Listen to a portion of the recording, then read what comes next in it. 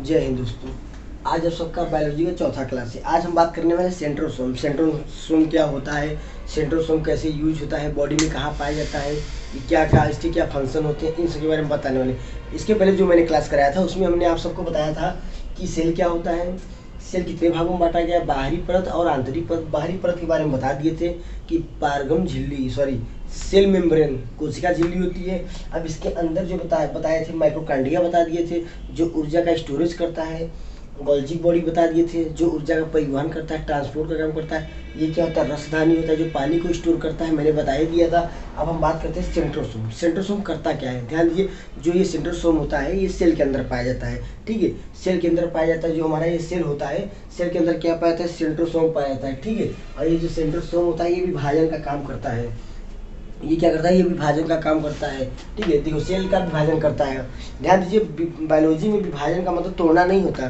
Biology में विभाजन का मतलब होता है रिप्लिकेट करना। रिप्लिकेट मतलब अपने जैसे पदार्थों का निर्माण करना, अपने जैसे पदार्थों का रिप्लिकेट करना, बनाते जाना। इसमें विभाजन का मतलब यही होता है।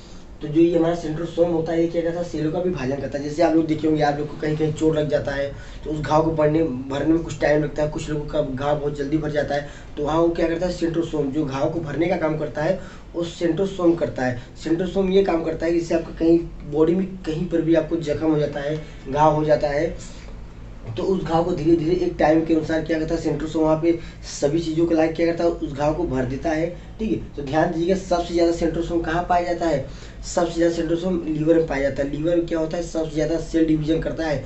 सबसे ज़्यादा बॉडी में सबसे ज़्यादा सेल डिवीजन क्या करता है, लीवर करता है। वो अपने अगर लीवर में थोड़ा सा भी डैमेज हो जाता है तो लीवर अपने आप रिकवर हो जाता है। उसको कुछ भी करने की जरूरत नहीं पड़ता, अपने आप क्या होता है, रिकवर हो जाता है। और सबसे कम सेंट्रोसोम कहाँ पाया जाता है, ब्रेन में पाया जाता है, ब्रेन में पाया जाता है, ठीक है। ब्रेन में अगर चोट लगती है तो ब्रेन हेमरेज हो जाता है, वहाँ पे ऑपरेशन होने की बहुत कम चांसेस होते हैं। वहाँ की जो क्या होता है, सेल डिवीजन होता है बहुत ही कम होता है। कम का मतलब नहीं के बराबर होता है, इसलिए अधिकतर देखते होंगे ब्रेन हेमरेज हो जाता है, ठीक है।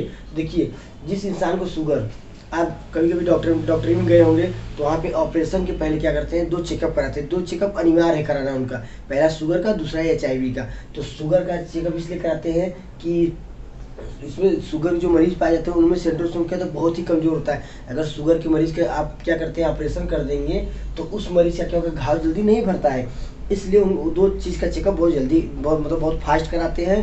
पहला HIV का होता है, दूसरा शुगर का होता है। तो ध्यान दीजिए, शुगर वाले मरीजों में क्या होता है, सेंट्रोसोम कमजोर होता है, इसलिए उनका घाव बहुत कम भरता है। और जो छोटे बच्चे होते हैं उनका सेंट्रोसोम बहुत ही स्ट्रांग होता है, इसलिए उनको घाव होता है तो बहुत ही जल्दी क्या करते हैं, उस घाव के भर देते हैं, बहुत ही जल्दी उस घाव को क्या करते हैं, भर देते हैं। ध्यान दीजिए, छोटे बच्चों में सेंट्रोसोम बहुत ही स्ट्रांग होता है।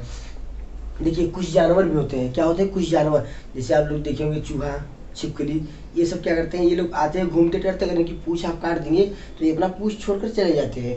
2 दिन बाद देखते हैं, 1 हफ्ते बाद देखते हैं, उनका पूछ क्या होता है, नया पूछ आ जाता है। तो इन लोग में जैसे गैंडा हुआ, गैंडा भी आप सुने होंगे, उन लोग में सेंट्रोसोम बहुत ज़्यादा पाया जाता है। इसलिए वो क्या करते हैं, उनका अगर चूहे का पूछ कट जाता है या फिर छिपकली का पूछ कट जाता है या फिर इन सब ये गैंडे का सींग टूट जाता है तो इन सब का ये क्या होता है, बहुत जल्दी निकल आता है, ठीक है। अगर छिपकली मान लीजिए कहीं पे दिख रहा है, आप उसका पूछ काट देंगे तो वो क्या करता है, 1 हफ्ते बाद पूछ को छोड़ के चली जाएगी, फिर 1 हफ्ते बाद क्या करता है, उससे एक नई पूछ आ जाती है। तो जानवरों में सेंट्रोसोम, चूहा, इन सब में बहुत ज़्यादा पाया जाता है। सेंट्रोसोम का मतलब होता है अपने से पदार्थों का निर्माण करना। सेंट्रोसोम की खोज 1888 में, इसकी जो खोज की थी 1888 में बोवरी ने किया था।